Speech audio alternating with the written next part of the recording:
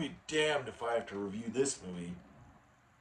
The movie The Damned came out on January 3rd, 2025 in the United States.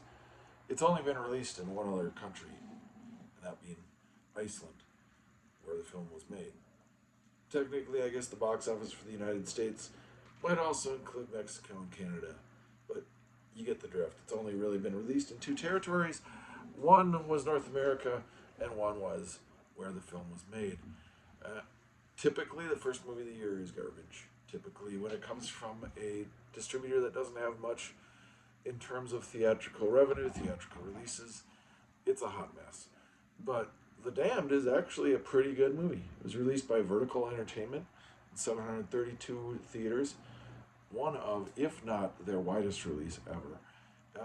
It only made about $1.25 million, which for Vertical is a lot.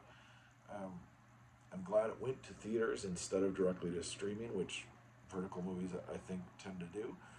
And then internationally, the only place you can see it is Iceland, where it was released on 8 theaters because they don't have a lot of theaters there. And its second week, it dropped to 6 theaters. It might be out of theaters by this time, but it is available on streaming on Amazon. I think it's on Fandango or Vudu or whatever that's called, but Amazon for rent. It's worth a watch if you want an atmospheric horror movie that kind of has a little bit of possession, or it's psychological. It's kind of open to interpretation, but the movie is about this woman who is running this fishing expedition location factory in the late 1800s in Iceland. So obviously there's no cell phones. There's not a big mechanical presence. There's just her and the men that help her run all this fishing. And it used to be with her husband also, but he died before the movie happened, off screen. And so this group of people have to survive this harsh winter, and the cinematography selling that is great.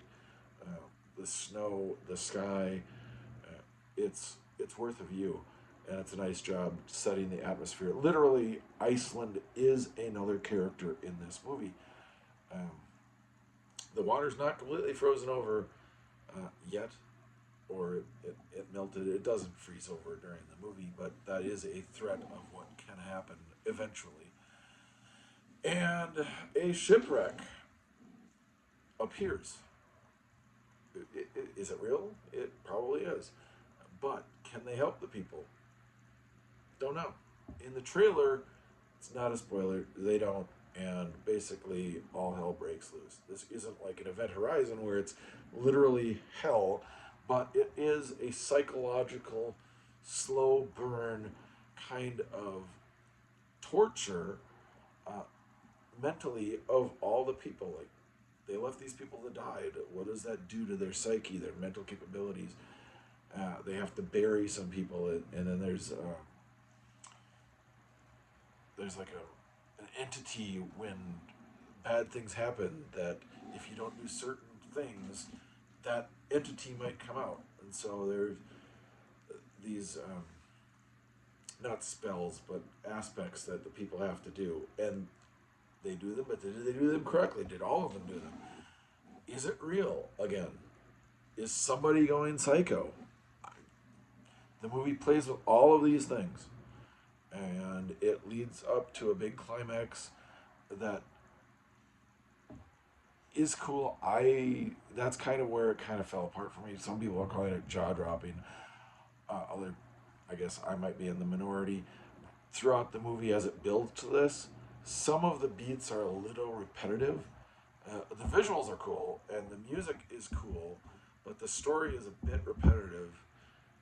It's only just under 90 minutes, so it's not that the movie's too long. It could be trimmed maybe a little bit, but maybe they should have trying to do the same things a little different way. I don't know, it's just a little bit of nitpicky stuff. This is, considering it's a January movie from a distributor that doesn't have much experience, it's really good for January. and it's pretty good in general. It's in the top 10 of January movies, almost made my top 5. It's cool to watch. I'd say rent it, stream it for like a midnight watch or a late horror movie watch. It's probably good in the dark, maybe as a couple's date kind of thing. And it's technically still in theaters, but only in Ireland and only in 6 theaters. Iceland. So if you want to go to Iceland, you can watch the movie there too. That's where the cast and the director are from. But otherwise, stream it. Pretty easy stream. Thanks for watching.